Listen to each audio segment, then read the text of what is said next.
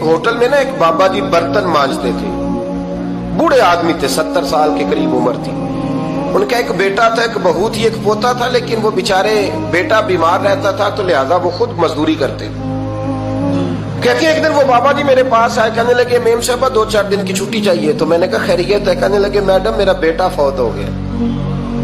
بیٹا، آپ کو پتہ ہے باپ کا جنازہ پڑھنا آسان ہے، بیٹے کا جنازہ اٹھانا بڑا مشکل کام. کہتی ہے میں کچھ لکھ رہی تھی، میرے ہاتھ سے قلم گر گیا. میں نے خود گاڑی بھیجی، بابا جی گاؤں چلے گئے جہاں وہ رہتے تھے. کہتی 2-3 دن کے بعد میں اور میرا شوہر گئے تو رستے میں ہم باتیں کر رہے تھے کہ کیا تعزیت کریں گے. ایک ہی بیٹا تھا، کوئی رشتہ دار بھی نہیں، تو اس کی تو کائنات اجڑ گئی، کن لفظوں سے اسے تعزیت کیا کہیں گے. کہتے جب ہم گئے تو وہ ٹوٹی ہوئی چٹائی پہ بیٹھا تھا، کچھ لوگ قریب تھے. ہم نے جا کے کہا بابا آپ مسلمان ہیں، ہم آپ کو کیا نصیحت کریں، ایک ہی بیٹا تھا، کہ کس طرح کر کے ہم آپ کو تسلی دیں. تو کہتے اس نے آنکھیں کھولی، بوڑھی آنکھوں میں ایمان کی روشنی. کہنے لگا بی بی کیا تعزیت کی بات کرتی ہو، میں نے کوئی پیسے جمع کرا کے بیٹا لیا تھا، خدا نے فضل سے دیا تھا، عدل سے لے گیا ہے. میں اپنے رب کے فیصلے پہ بڑا راضی ہوں. اللہ اکبر. وہ خاتون کہتی ہے کہ وہ بابا جی سے میں نے کہا کہ چلو آپ 1 مہینے کی چھٹی کر لے. تو کہنے لگا نہیں میڈم میں مسلمان ہوں، مفت کی روٹی نہیں کھاتا، مزدوری کر کے کھاتا ہوں، میں انشاءاللہ 2-3 دن کے بعد کام پہ آ جاؤں گا. کہتے ہیں وہ چند دنوں کے بعد آ گیا. اللہ کی قدرت کے ابھی 2-3 ماہ گزرے تھے پھر آیا. میڈم چھٹی چاہیے کچھ دنوں کی. میں نے کہا خیریت ہے؟ کہنے لگے وہ میری بہو بھی ہارٹ اٹیک سے فوت ہو گئی.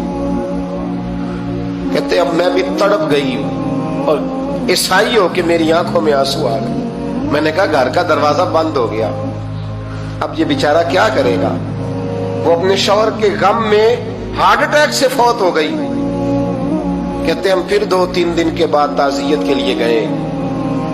پھر ٹوٹی ہوئی چٹائی، بوڑھا نہ اپنی انگلیوں سے زمین پر کچھ بنا رہا. کہتے قریب گئی اور میں نے جا کے کہا بابا اب تو تسلی آپ نے خود ہی کرنی ہے، جو نظام تھا وہ تو ہو گیا. تو کہتے ہیں پھر اس نے آنکھیں کھولی، آسمان کی طرف دیکھا تو کہنے لگا بیٹی کوئی پریشانی نہیں، میرا بیٹا بغیر شادی کے بھی تو فوت ہو ہی سکتا تھا نا، بس میرے مالک نے جب چاہا جیسے چاہ ہوا. میں انشاءاللہ 2-4 دن کے بعد کام پہ آؤں گا. یہ میرا 3-4-5 سال کا پوتا ہے، ابھی اسکول داخل ہوا ہے، میں ساتھ لے آؤں گا. وہاں میرے ساتھ اوپر کوارٹر میں جہاں میں رہتا ہوں یہ بھی رہے گا.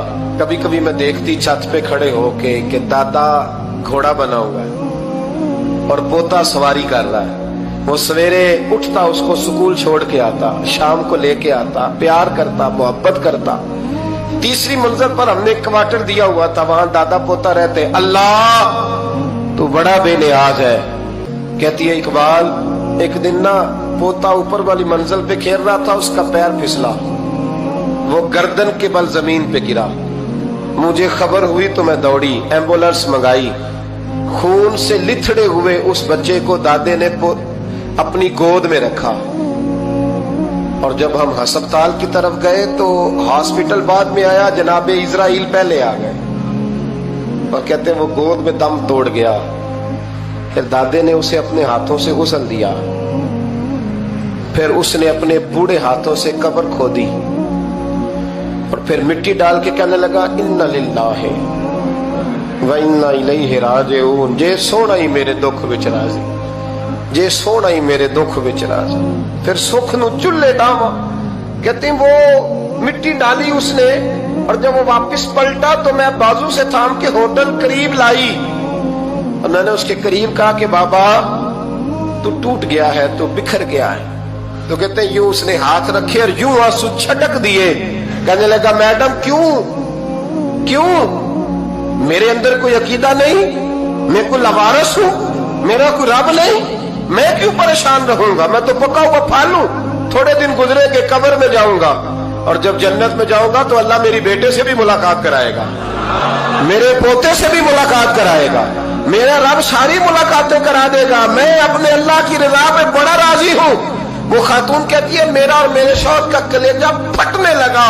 میں نے کہا بابا یہ جذبہ کہاں سے ملتا ہے، یہ سکون کہاں سے آتا ہے. یہ کیفیت کیسے ملتی ہے؟